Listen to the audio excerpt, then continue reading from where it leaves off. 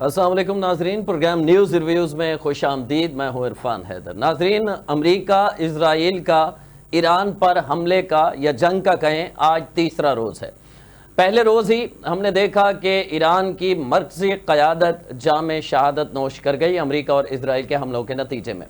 پہلے ایران کی جانب سے یہ بتایا گیا کہ ابھی اس کی تصدیق نہیں کی جا سکتی، لیکن چند گھنٹوں بعد تصدیق کر دی گئی کہ سپریم لیڈر آیت اللہ خامنئی صاحب جام شہادت نوش کر گئے۔ ان کے ساتھ اہم دیگر رہنما بھی موجود تھے جو اس حملے میں شہید ہوئے۔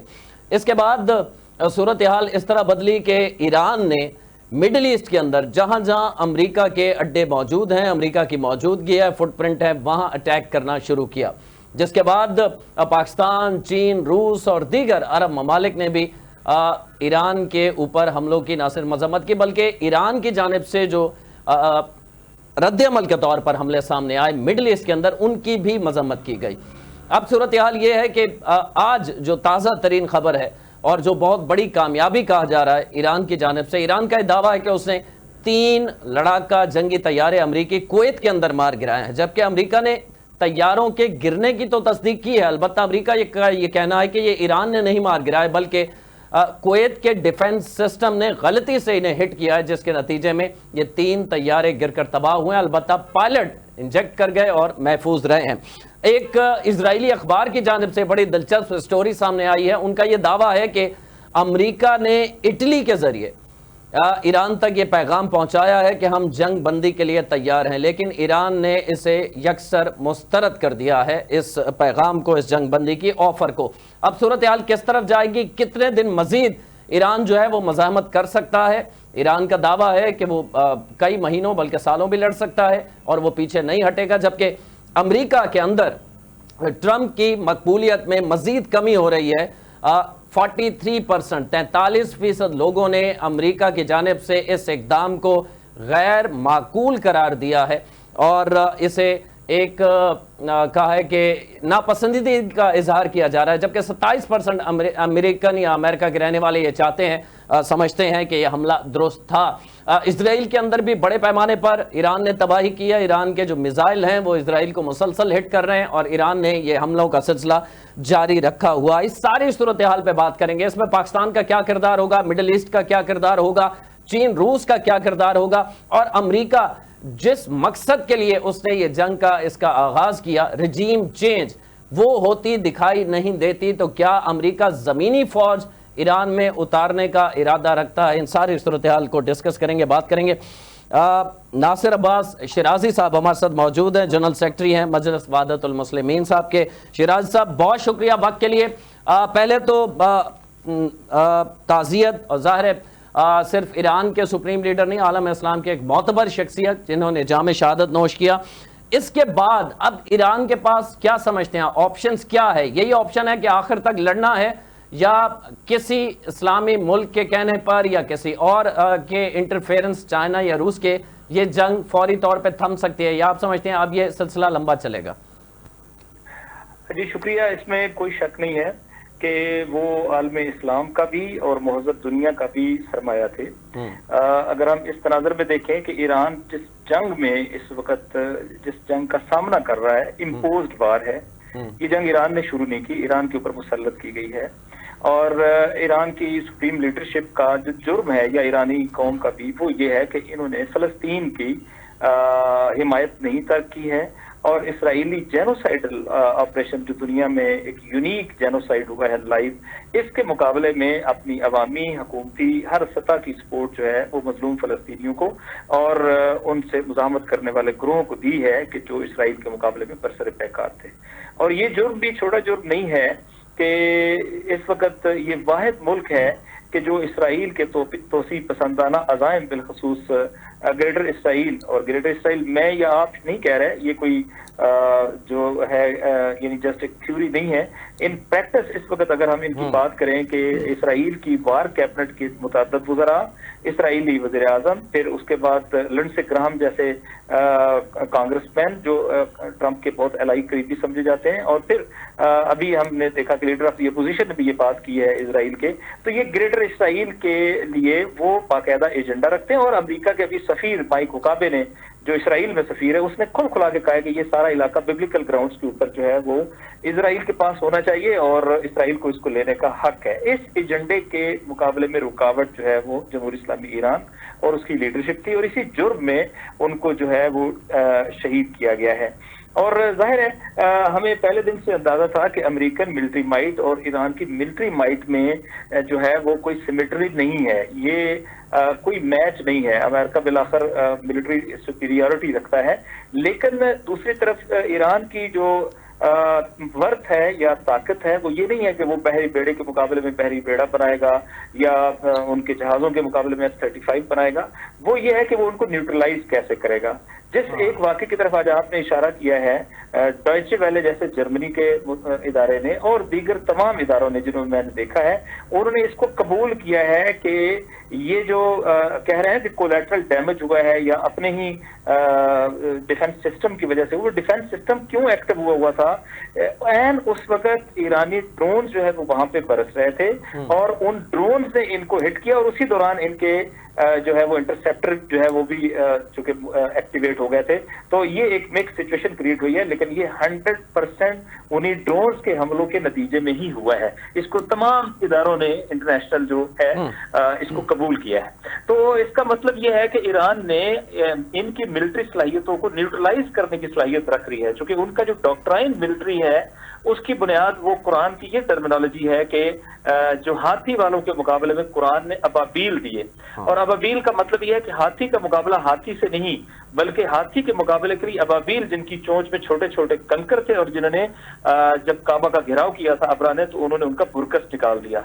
लिहाजा ये इस वक्त जो मिसाइल है, ये ड्रोन्स हैं, ये बिल्कुल वही अबाबील का काम कर रहे हैं और वो बड़े बड़े वारशिप्स जो हैं वो इनका बोझ नहीं सहार पा रहा है। तो इसमें कोई शक नहीं है कि जंग पेनफुल है, ईरान की लीडरशिप शहीद हुई है, उनकी मिलिट्री लीडरशिप बहुत ज्यादा शहीद हुई है, उनके अवाम बहुत बेगुनाह मारे गए हैं। सिर्फ एक वाक़े में 150 एलिमेंट्री स्कूल की बच्चियां शहीद हुई हैं, छोटे इंसिडेंट नहीं है। लेकिन ईरान ने खित्ते के अंदर अमेरिकी मफादात को निशाना बना के एक बड़ा जबरदस्त बैलेंस क्रिएट कर दिया है कि ईरान तारने वाला नहीं है, बहुत अच्छी फाइट कर रहा है और अकेले जाहिर है ये फाइट उसे करनी पड़। अब आपका सवाल ये है कि इसकी कंटिन्यूटी को आप कैसे देखते हैं, तो मैं पहले आपकी बात को समराइज कर देता हूं कि देखिए, अगर ईरान जैसा कि करंटली उसने किया है, और इस लिहाज से भी ये ज्यादा उनको क्रेडिट जाना चाहिए कि उन्होंने अपनी टॉप लीडरशिप की शहादत के बाद ये रेजिस्टेंस की है। शहादत से पहले की रेजिस्टेंस और होती है, लेकिन जब आपकी सेंट्रल लीडरशिप जो है वो शहीद हो जाए तो ये खुद एक नए और बड़ी तरह के इस्तेकाम की तरफ इशारा करती है कि इस्तेकाम का लेवल बहुत आगे है कि जब अभी लीडरशिप शहीद हो चुकी है और फिर भी आपका रेस्पॉन्स बड़ा कैलकुलेटेड, कंप्रीहेंसिव, डिवास्टेटिंग है। और जो डाटा अभी मैंने देखा है, मैं चूंकि मुसलसल इसको ऑब्जर्व करता हूं, तमाम टीवी चैनल्स के ऊपर भी आना होता है तो मैं अपने आप को अपडेट रखता हूं नेशनल इंटरनेशनल लेवल के ऊपर। तो सिचुएशन ये है कि जो सबसे बड़ा लॉजिस्टिक का हेडक्वार्टर है वो यूएई के अंदर है, वो हिट हो चुका है। जो सबसे बड़ा इस पूरे एरिया को कंट्रोल करने का मरकज है वो बहरीन के अंदर अमेरिकन फिफ्थ फ्लीट है, वो बड़ा हैवली डैमेज है और बहुत ज्यादा कैजुअलिटीज वहां पर हो चुकी हैं। फिर जो सबसे बड़ी आंख है जो इस पूरे जगहों पर इनके जो डिफेंस सिस्टम या अमेरिकन ऑफेंस सिस्टम है उसको सपोर्ट, उसकी आंख का रोल प्ले करती है, वो अल उदैद एयरबेस है जिसे सेंटकॉम का हेडक्वार्टर कहते हैं, वो बैडली डैमेज हो चुका है मल्टीपल स्ट्राइक्स के नतीजे में। और वो दीगर जो लॉजिस्टिक्स इनको मिलती थी या रिजर्वायर्स थे वो बड़े बैडली डैमेज हैं, और बाद डिस्ट्रॉयर जो है उनको भी इन्होंने अटैक किया है।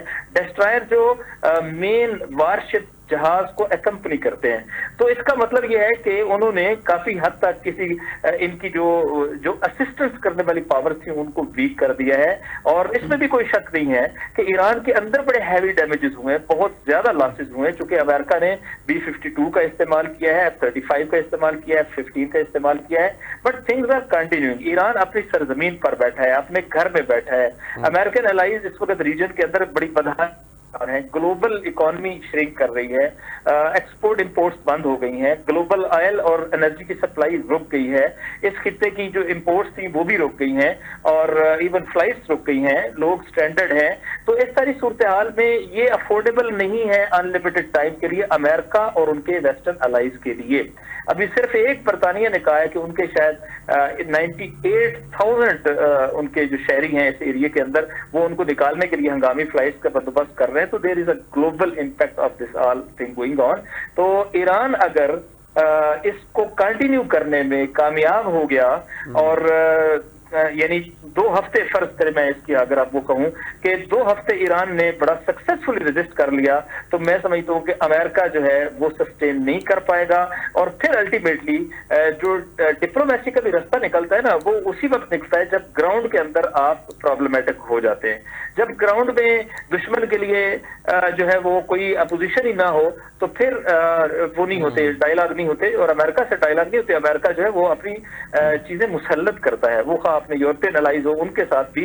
ये वाहिद जगह है जहां उनको एक सरप्राइज मिला है कि जहां एक सोवरन नेशन, सोवरन स्टेट उनको नजर आई है और उन्हें अमरीकी मफादात के सामने बुली होने से इनकार कर दिया है। तो खुलासा ये है कि इट ऑल डिपेंड्स कि ईरान जो है वो कैसे अपनी रेजिस्टेंस को कंटिन्यू करता है और ज्यादा तवक्कुआत यही है कि अभी तक का जो पैटर्न है और ईरान ने अपनी जो रेजिलियंस जो है वो शो की है और अगर ये ज्यादा चलेगा तो अमेरिका जो है वो ज्यादा टाइम अफोर्ड नहीं कर सकता। एक पहलू और भी कहूं वो ये है कि ईरान में इस्लामी इनकलाब की बरकत से बिलखसूस शहादत तलबी का रुझान है। शहादत जो है वो उनके लिए कोई परेशान कुन चीज नहीं है, वो एक बड़े हदफ के लिए अपनी जान कुर्बान करते हैं। ये टॉप लीडरशिप ने भी उनको सिखाया है।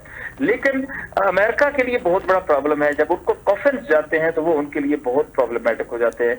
तो ये मेरी एक अंडरस्टैंडिंग है कि अमेरिकन के लिए शायद ये प्रोलॉन्ग वार जो है अफोर्डेबल नहीं हो और वो इसको जल्दी नतीजे तक पहुंचाएंगे। तो ये सिचुएशन है इस वक्त। शिराजी साहब, मैं आपसे थोड़ा इस तरह कंपेयर कर लेते हैं हम सिचुएशन को समझने के लिए, क्योंकि रिजीम चेंज जो चाह रहा था कि हुकूमत की तब्दीली, वो तो मुमकिन नज़र नहीं आ रहा, क्योंकि मुख्तलिफ इंटरनेशनल मैंने न्यूज़पेपर्स देखे वो भी ये कह रहे हैं कि पहले से ज़्यादा मजबूत क़यादत उनकी मौजूद है और खुदा न खास्ता अगर ये जाती है तो इसके पीछे भी उनका पूरा एक सेटअप है, एक तरीक़ाकार है, तो क़यादत ख़त्म होने वाली नहीं है। जब ईरान के अंदर अपनी ज़मीनी फ़ौजें अगर उतारता है अमेरिका, तो उसे किस तरह की मज़ामत का सामना करना होगा, क्योंकि हमने इराक के अंदर देखा था जब अमेरिका उतरा था तो उस वक्त सद्दाम के पुतले भी गिराए गए थे, लेकिन उस वक्त हुआ यह था कि इराक के अंदर चूंकि एक डिक्टेटरशिप थी, उसके खिलाफ 60 से 70% लोग इराकी खुद उनके खिलाफ थे। यहां सिचुएशन बिल्कुल उसके मुख्तलिफ है कि अगर जमीनी फोर्स उतारता है अमेरिका तो जाहिर है उसे तो सालों साल लग जाएंगे, मुसलसल उतारता रहेगा और उसकी ना सिर्फ फौज ईरानी, उसे मज़ामत का सामना वहां से करना पड़ेगा बल्कि आम आवाम भी उनसे भिड़ जाएंगे, लड़ जाएंगे। तो किस तरह मुमकिन है कि वो हुकूमत तब्दील कर सके? देखिए, आपका अच्छा सवाल है। पहली बात यह है कि क्या डिकैपिटेशन के नतीजे में और टॉप लीडरशिप की शहीद करने के नतीजे में क्या कोई ऐसी लीडरशिप आ जाएगी जो आपके लिए फेवरेबल हो? तो बिल्कुल नहीं। जब तक इस्लामी निज़ाम वहां पर है इस तरह का इम्कान मौजूद नहीं है। 2, क्या जो है, और ये रिपीटेडली साबित हुआ है। आप देखें ना, इससे पहले उनके प्रेसिडेंट की शहादत हुई है, उसके बाद आपने देखा कि उनकी टॉप मिलिट्री टीयर जो है वो शहीद हुआ है, फिर आपने भी देखा सुप्रीम लीडरशिप की शहीद हुई है। लेकिन क्या आपको कोई वैक्यूम नजर आता है? आपने देखा कि हर वाक़े के बाद जिस तरीके से अवाम ने निकलकर अपने सिस्टम को सपोर्ट किया, उनके ग्रीवेंसेस हैं और दुनिया में कोई भी ऐसी सोसाइटी नहीं होती कि जहां लोग 100% मुतमईन हो या 100% एक पेज के ऊपर हो। ये दुनिया में पॉसिबल ही नहीं है। लिहाजा जहां पे भी होंगे लोगों के तहफ़्फ़ुज़ात अपनी हुकूमत से, सिस्टम से होते हैं। लेकिन ईरान के बाशऊर अवाम अच्छी तरह जानते हैं कि ईरान में जो बहरान है इक़्तिसादी, उस बहरान का असल हो सकता है मिसमैनेजमेंट भी हो, लेकिन असल रीजन जो है वो मगरब की इनह्यूमन सैंक्शंस हैं, जिसके नतीजे में जो है वो उनकी इकोनॉमी के ऊपर एक स्ट्रेस आ रहा है और उसका आम लोग शिकार हो रहे हैं। अब सिचुएशन ये है कि क्या वो अवाम की वजह से कोई तब्दीली कर पाएंगे? तो आपने देखा कि ये तीसरी बार है। वो 12 डे वार में भी उन्होंने ये बात की है, उससे पहले भी उन्होंने ये बात की है। आपको वो उनका लॉक्ड एंड लोडेड वाला फिक्रा जब ये राइट स्टार्ट हुए थे तो याद होगा नेतन्याहू और प्रेसिडेंट ट्रंप ने मिलकर कहा था कि हम मुजाहिरीन को कहते हैं कि वो उठे और टेक ओवर कर लें, और we are locked and loaded, और हम सपोर्ट करने के लिए उनको पूरी मिलिट्री कैपेसिटी के साथ तैयार हैं, लेकिन नहीं हो सका था। और अब भी आपने देखा कि सुप्रीम लीडरशिप की शहादत के बाद और ज्यादा बाइंडिंग फोर्स बनी है, क्योंकि जिस सतह पे जाके सुप्रीम लीडर ने अपनी शहादत पेश की है, इसके दो रिजल्ट हैं। एक तो एक करबलाई अंसर आता है, उसके नतीजे में रेजिस्टेंस आती है, और दूसरा इसके नतीजे में रद्द अमल आता है कि ये जो जुल्म वो है इसका रद्द अमल आएगा, लोग जो है वो और ज्यादा अपने सिस्टम के साथ खड़े होंगे, और ये बहुत इंपॉर्टेंट चीज है इस वक्त जो उनको वहां पे मिली है। तो अवामी सतह पे भी नहीं हो सकता। अब आखिरी ऑप्शन ये रह गया कि जबरी जब करना है कि आपने पूरा इंफ्रास्ट्रक्चर तबाह कर देंगे, जो अमेरिका कर सकता है, आप जो है वो उनका मिलिट्री इंफ्रास्ट्रक्चर तबाह कर देंगे, ये भी कर सकता है, मुल्क में क्योस फैल जाए, ये भी हो सकता है। तो टेक ओवर कौन करेगा? क्या ये लोग टेक ओवर करेंगे जिन्हें पता है कि अमेरिका जो है वो रजीम चेंज नहीं, डिसइंटीग्रेशन चाहता है, वो कहीं आजाद बलूचिस्तान चाहता है, कहीं आजाद जो है वो अरब और अजम का खिता अलग करना चाहता है, कहीं आजाद कुर्दिस्तान चाहता है। तो वो सबको पता है कि ये डिकैपिटेशन, ये इसका जो अगला वो मरला है वो तो पूरे ईरान की सोवरेनिटी को खतरा है। लिहाजा वो जो इनकलाब के हामी नहीं है वो भी इस जगह पर अमेरिका के साथ नहीं खड़े। आखिरी बात रह जाती है बूट्स ऑन ग्राउंड, कि आप बूट्स ऑन ग्राउंड लेके उतरें, और बूट्स ऑन ग्राउंड का मतलब खुदकुशी है। ये वियतनाम भी नहीं है, ये ईरान है, इसकी कई हजार साल की हिस्ट्री है, इनकी जो जियोग्राफी है वो ऐसी टफ टेरेन है कि उसको अबूर करना ही तकरीबन नामुमकिन में से एक है। और यहाँ पर अमेरिकन फोर्सेज एक ऐसे ट्रैप पे आएंगी, और अभी भी अगर आप उनकी सारी तैयारी देखें तो उसमें उनके पास ऐसी फोर्सेज नहीं है कि जो वो ग्राउंड के ऊपर उतारे। तो अभी सिवाय एरियल अटैक के उनके पास वो कोई और चीज नहीं कर पा रहे, और इसमें कोई शक नहीं है कि वो बहुत ज्यादा नुकसान पहुंचा रहे हैं। सिविलियन कैजुअलिटीज, मिलिट्री कैजुअलिटीज भी होंगी, लेकिन ये एसिमेट्रिक वॉरफेयर है, और ईरान जो है वो एसिमेट्रिक ऑप्शन इस्तेमाल कर रहा है, जिसके नतीजे में आपने देखे कि उन्होंने पूरी गल्फ बंद कर दी है, उन्होंने सप्लाईज बंद कर दी हैं, उन्होंने जो है वो इस पूरे रीजन के अंदर एक इक़्तिसादी बहरान खड़ा हो गया है। और इस बहरान में ईरान अपने साइज, जियोग्राफी और अपनी वैरायटी ऑफ जो उनकी एग्रीकल्चर और दीगर चीजें, उसकी वजह से वो सरवाइव कर सकता है। लेकिन बाकी रीजनल कंट्रीज जो हैं वो सारा प्रेशर अमेरिका के ऊपर डालेंगे कि इसको इमीडिएट जो है वो वाइंड अप करें। तो मुझे ये लगता है कि अमेरिका जो है वो अनलिमिटेड इसको आगे नहीं बढ़ा पाएगा, और बूट्स ऑन ग्राउंड तो अमेरिका बिल्कुल नहीं कर सकता है। और ये इसमें हम ये भी जानना चाहेंगे आपसे कि ये जो इस वक्त सूरत हाल है, इसमें मिडिल ईस्ट का किरदार, ओवरऑल जितने इस्लामिक कंट्रीज़ हैं उनमें पाकिस्तान भी शामिल है, फिर चीन और रूस का किरदार क्या हो सकता है? सिर्फ मफाहमत तक हो सकता है, या ये जंग बढ़ती गई तो इससे आगे भी बढ़ सकती हैं ये ताकतें? देखिए, अहम बात है जो मुस्लिम कंट्रीज का है, देखें वो तो काश आजाद होते, आजाद और खुद मुख्तार नहीं है इस खित्ते के मुस्लिम ममालिक। ये मैं क्यों कह रहा हूँ? देखें, या नेटो कंट्री आपको मिलेंगे, वाहिद नॉन यूरोपियन नेटो कंट्री इस खित्ते में मुस्लिम ममालिक में से एक है। जब आप नेटो होते हैं तो इसका मतलब आप बाउंड है अमेरिका के साथ चलने के। दूसरा ये है कि जो गल्फ कंट्रीज की सिचुएशन है, आप देखेंगे कोई एक कंट्री ऐसा है कि जिसमें अमेरिकन स्ट्रेटेजिक एसेट और उनके अड्डे ना हो, तो वो कंप्रोमाइज्ड हैं। और डेमोक्रेसी यहाँ नहीं है, तो अल्टीमेटली जब आप अपनी लेजिटिमेसी आवाम से नहीं लेते तो आप जो है वो फॉरेन पावर से लेते हैं, और अमेरिका को समझते हैं कि वो हमारे इस हुकूमत के दवाम का बायस है। अल्टीमेटली जो है वो फिर आप उसके सामने अपनी फॉरेन पॉलिसी जो है वो सरेंडर कर देते हैं, और यही हो रहा है। वरना तो यहाँ इस खित्ते के अंदर अमेरिका के मफाद तो अड्डे हैं, आपके मफाद तो अड्डे नहीं है। अब इस सारी सिचुएशन में गल्फ कंट्रीज जो है वो तो अनफॉर्चुनेटली कोई बहुत अच्छी जगह के ऊपर नहीं खड़े, और अगर वो खड़े होते तो वो अमेरिका को इस वार से रोक सकते थे, लेकिन उनकी कैपेसिटी कैपेबिलिटी नहीं है ऐसी। और ये पहले से आपने देखा है ना, वो 2 साल गजा जंग नहीं रोक सके हैं। आपने उसके बाद देखा है उन्होंने जब कतर के ऊपर इसराइल ने अटैक किया है तो उस पर सिवाय जबानी के नामी कंडेमनेशन के कुछ नहीं कर सके।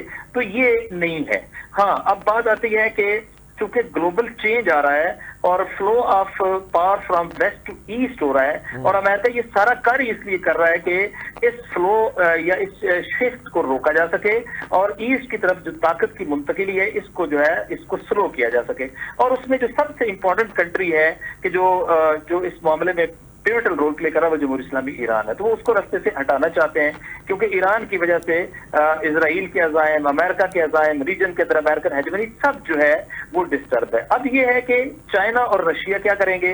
अनफॉर्चुनेटली रशिया एक डोमेस्टिक वार में पूरी तरह एंगेज हो चुका है, और यूक्रेन जंग की वजह से वो बहुत ब्लीड भी हो रहा है, और वो इस पोजीशन में नहीं है कि किसी फॉरेन एडवेंचर। आपने सीरिया में देखा कि रशिया वहां से विड्रा कर गया था, तो रशिया नहीं लगता कि इस वक्त किसी बड़ी जंग का पार्ट जो है वो बने। तो चाइना अनफॉर्चुनेटली नहीं समझ पा रहा, या उसकी अभी तक पॉलिसी नहीं है। चाइना जो है वो इन लोगों ने सपोर्ट किया होगा ईरान को टेक्नोलॉजिकल मिलिट्री एस्पेक्ट में, तमाम चीजों में, लेकिन वो ईरान के साथ फिजिकल नहीं खड़े होंगे, ये उनकी पॉलिसी नहीं है। और उन्हें शायद अंदाजा नहीं है कि उसी वजह से इस वक्त उनकी containment, American policy of Chinese containment जो है उसने उनका एक घेराव कर लिया है, और उनके बड़े बड़े प्रोजेक्ट्स जो है वो तकरीबन एट हॉल्ट आ चुके हैं। और अगर वो ईरान के साथ नहीं खड़े होंगे तो उनका तो इस $450 बिलियन का जो इस एरिया के अंदर सी पैक या प्रोजेक्ट है, one belt one road initiative, वो तो ईरान से होकर गुजरता है। लेकिन मेरी अंडरस्टैंडिंग में वो भी इस वक्त किसी मिलिट्री एडवेंचर में जाने के लिए तैयार नहीं है, और ऐसी सूरत में जाहिर है कि ईरान को ये जंग एट इट्स ओन ही लड़नी है। और ईरान का तकरीबन मिलिट्री डॉक्ट्राइन भी इसी के ऊपर रहा है कि उन्होंने अपनी सेल्फ सफिशिएंसी की बुनियाद के ऊपर ये जंग लड़ी है, और उन्हें ये मिसाइल पावर की, उनका इंडिजिनियस मिसाइल पावर है, उन्हें कहीं से इसकी सप्लाईज लेने की जरूरत नहीं पड़ती। लेकिन जाहिर हर मुल्क की अपनी लिमिटेशन भी होती हैं सप्लाईज की और दीगर चीजों की। तो खुलासा ये है कि अगर इन अपने ममालिक, गल्फ ममालिक की भी इस वक्त इकॉनमी एट ब्रिंक है, और यूरोप जो है वो unlimited heart to the energy resources बर्दाश्त ही नहीं कर सकता, क्योंकि उनके पास जो रिजर्वायर्स है वो बहुत लिमिटेड है। लिहाजा इस सारी सूरत हाल में मुझे लगता है कि अगर थोड़ा सा प्रोलॉन्ग हो गई तो वेस्टर्न पावर्स, अमेरिका, ये मजबूर हो जाएंगे कि इस जंग को किसी तरीके से रोकें, और अल्टीमेटली फिर एक रास्ता जो है वो निकल सकता है। लेकिन ताहाल अमेरिकन जो है वो अपनी पूरी अग्रेशन को बहरहाल जारी रखे हुए।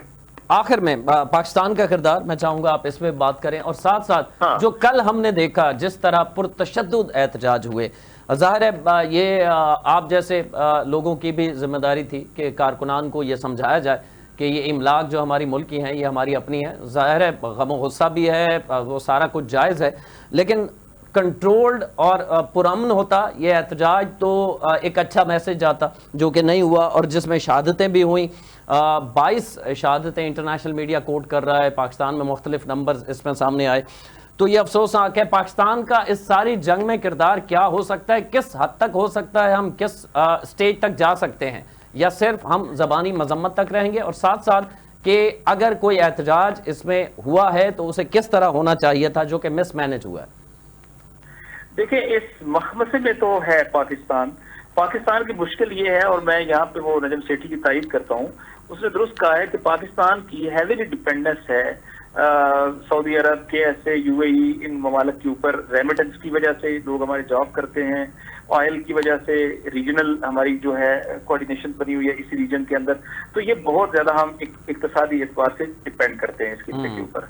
बस ये कि हम इस किस्से को नाराज नहीं कर सकते, और ये दुरुस्त है कि हमारा जो पड़ोसी है, क्योंकि आईआर में कहते हैं कि आप पड़ोसी जो है वो नहीं बदल सकते, आप एलाइज बदल सकते हैं। तो पड़ोसी तो जमहूरियत इस्लामी ईरान है, और अगर कोई भी यहाँ तब्दीली आती है तो उसका इम्पैक्ट तो पाकिस्तान के ऊपर आएगा, कोई कहे न कहे उसका इम्पैक्ट पाकिस्तान के ऊपर आएगा। अफगानिस्तान के अंदर तब्दीली आई है तो कितने इशू बने हुए, पाकिस्तान को एतवार जाना पड़ गया। तो कैसे हो सकता है कि ईरान के अंदर कोई तब्दीली आए, या अनफ्रेंडली, थोड़ी देर तस्वर कर ले, अनफ्रेंडली, यानी इसराइल और अमेरिका का इस वक्त नेक्सस, इसराइल और इंडिया का नेक्सस सारी दुनिया में मशहूर हुआ है, और अगर ये नेक्सस किसी तरीके से यहाँ पर अपने पेनिट्रेशन, ये प्रेजेंस हासिल कर ले तो ये पाकिस्तान की सिक्योरिटी थ्रेट भी है। और फिर ये कि नेतन्याहू ने रिपीटेडली कहा है कि वो पाकिस्तान को डीन्यूक्लियराइज करना चाहते हैं। उसने खुद कहा है कि मैं दो मुल्कों को अपना दुश्मन समझता हूँ, एक पाकिस्तान और एक ईरान। एक वो मुल्क है जो न्यूक्लियर सलाहियत के रास्ते पर, और एक वो मुल्क है जो न्यूक्लियर प्रोग्राम जो है वो अपना सक्सेसफुली कर चुका है और न्यूक्लियर पावर है। तो ये तो वाज़ेह तौर पर मौजूद है। अब ये है कि पाकिस्तान जो है उसने अभी तक जिम्मेदाराना सबूत दिया है, सपोर्ट किया है, प्रिंसिपल स्टैंड लिया है, लेकिन पाकिस्तान इस हद से ज्यादा मेरा भी ख्याल के ईरान के लिए जो है वो जा सकेगा। दूसरी बात पाकिस्तान के अंदर की हैंडलिंग है। देखिए ये हैंडलिंग का मसला आप मुजाहिरीन के ऊपर भी नहीं छोड़ें, हैंडलिंग का मसला खुद गवर्नमेंट का होता है। जब लोगों को पता है, आपको पता है अफगानिस्तान में जब ये किया था तो मैं यहाँ इस्लामाबाद में मौजूद था, तो तमाम एरियाज जो है वो पहले से ब्लॉक कर दिए गए थे कि अफगानिस्तान में हम एक एस्केलेशन करने जा रहे हैं तो उसका एक इम्पैक्ट आ सकता है। भाई ग्लोबल लेवल पे एक इशू हुआ है, एक दुनिया की महबूब तरीन शख्सियत जो है वो शहीद हुई है, जिसके लाखों फॉलोअर पाकिस्तान के अंदर मौजूद हैं। तो अगर वो उनका एहतजाज यकीनी होगा तो आपने क्या उनको कोई जगह दी थी, क्या आपने उनको कोई वेन्यू दिया था, क्या आपने उनके साथ कोई मैनेजमेंट की थी? जब आप ये चीजें नहीं करेंगे तो अल्टीमेटली लोगों को जब अपना आजादी इजहार राय का जो हकीकी हक है आईनी, जब उनको एक्सप्रेस करने का सही प्रॉपर रास्ता नहीं मिलेगा तो वो आउट ऑफ कंट्रोल होंगे। और ये वो लोग किसी जमात या किसी ग्रोह के नहीं थे कि वो कोई आप कहे कि हमारे कारकुन हैं, ये अवाम थी, ठीक है। और इसमें तमाम स्कूल ऑफ थॉट थे, वो सारे लोग जो बिलाखिर इस्लाम के साथ मोहब्बत रखते हैं, वो इस मसले को समझते थे कि ये इस जंग में ये इस्लाम का एक हीरो है जो शहीद हुआ है। वो शिया सुन्नी सब थे, पाकिस्तान की तमाम इकाइयां थी। आपने देखा जिस तरीके से पाकिस्तान में गायबाना जनाजे दे हुए, तो यहाँ मिस हैंडलिंग असल में गवर्नमेंट की है। और मुझे बताएं ना, कौन सा एसेट जो है वो जला है? कोई एसेट नहीं जला है, कोई स्टेट एसेट अटैक नहीं हुआ है। ये कहा जा रहा है कि कराची के अंदर कौंसुलेट के अंदर लोग घुसे हैं, ये दुनिया में होता है। पाकिस्तान में पहले पार्लियामेंट के ऊपर नहीं गए थे, रेडियो टीवी स्टेशन इस पर नहीं, मैं उसकी तारीफ नहीं कर रहा हूँ, लेकिन आंसू गैस के शेल इस्तेमाल किए गए ना, लोगों को निकाल लिया गया ना। तो आपके पास जब प्रॉपर पीसफुल तरीके मौजूद होते हैं तो डायरेक्ट फायरिंग क्यों की जाती है? मेरी मालूमात के मुताबिक 36 लोग जो हैं वो शहीद हुए हैं और ये बेगुनाह लोग हैं। और ये miss handling, governmental miss handling की वजह से जो है वो शहीद हुए हैं। और इसको बिल्कुल बचा जा सकता था और प्रॉपर वे आउट दिया जा सकता था, प्रॉपर मैनेजमेंट की जा सकती थी। ये असल इनके ऊपर है, ये किसी एक पार्टी ने थोड़ी बुलाए हुए थे, ये तो नेचुरल रिस्पांस था लोगों का। किसी पार्टी के कारकुन थोड़ी थे कि वो पार्टी जो है वो उसको अपने तौर पे कंट्रोल कर दी, और ना ही इस तरीके से जो है इस तरह की चीजें कंट्रोल होती हैं। ये यहाँ पर था, इसे स्टेट लेवल की जो है कॉन्शियसनेस चाहिए थी जो नहीं हुई। अब ये है कि बिल आखिर पाकिस्तान के अंदर एक अवामी जज्बात है, एक कैफियत है, स्टेट को उसका रिस्पेक्ट करना चाहिए और मौजूदा गवर्नमेंट को इस हवाले से जरूरी इकदाम करने चाहिए ताकि आइंदा इस तरह की सिचुएशन ना हो और लोगों को अपने पुरअमन एहतजाज के वेन्यूज भी दे जाए और उसको अकोमोडेट भी किया जाए ताकि लोग जो है वो अपनी बात कह सकें और अपने आईनी हक को एक्सरसाइज भी कर सकें। बहुत बहुत शुक्रिया, हमारे साथ मौजूद थे नासिर अब्बास शिराजी साहब, जनरल सेक्रेटरी मजलिस वहदतुल मुस्लिमीन। आपके मशकूर हैं, बहुत तफसील से हमारी बात हुई। ईरान के अमेरिका, इजराइल और ईरान की जंग को आज तीसरा रोज़ है, जैसे कि मैंने अपने इंट्रो में भी प्रोग्राम के आगाज़ में कहा था। इस जंग में हर गुजरते वक्त के साथ शिद्दत आती जा रही है, बजाय इसके कि जंग कम हो। उसकी वजह ईरान के अंदर इस वक्त शदीद गम और गुस्सा पाया जाता है, चूँकि आयतुल्ला अली खामनेई साहब की जो शहादत है और उनके दीगर रफ़का जिनमें उनके बेटे, उनकी बहू, उनकी नवासी, और अब थोड़ी देर पहले खबर आई है कि उनकी अहलिया जो ज़ख्मी हुई थी इस हमले में वो भी जाम शहादत नोश कर गई है। उसके अलावा जो पासदारान इनकलाब के अहम कमांडर हैं, मुशीर हैं उनके, वो भी इस हमले में शहीद हुए। इस शहादत के बाद ईरान के अंदर गम और गुस्सा है। लाखों की तादाद में ईरान के लोग तेहरान में सड़कों पर थे और वो ईरान के हक़ में, अपनी हुकूमत के हक़ में नारेबाजी कर रहे थे और अमेरिका और इजराइल के ख़िलाफ़ उन्होंने नारेबाजी की है। क्या अमेरिका, असल सवाल ये है कि अपने उन मकासद को अचीव करने में कामयाब हो पाएगा जो बज़ाहिर लगता है नहीं? उसकी वजह यह है कि मेन क़यादत के शहीद होने के बावजूद उसी तरह नीचे एक क़यादत मौजूद थी जिसने वो इंतज़ामात, सारी ज़िम्मेदारियाँ संभाल ली हैं। और क्या आखिरी ऑप्शन अमेरिका के पास यही होगा कि ईरान के अंदर वो ज़मीनी फ़ौज उतारे? तो ऐसा भी नज़र नहीं आता, क्योंकि ये इराक नहीं है। इराक की आबादी से दुगनी आबादी है ईरान की, और 80 से 90% लोग ईरान में ऐसे हैं जो अमेरिका और इजराइल को ना सिर्फ पसंद नहीं करते बल्कि शदीद नफ़रत करते हैं। तो उनकी ज़मीनी मौजूदगी यहाँ पर किस तरह काबिल कबूल होगी, देखना यह है कि अब ये जंग कहाँ तक चलती है। प्रोग्राम का वक्त अपने अख्ताम को पहुँचता है। इरफान हैदर को इजाज़त दीजिए, अल्लाह ने के बाद।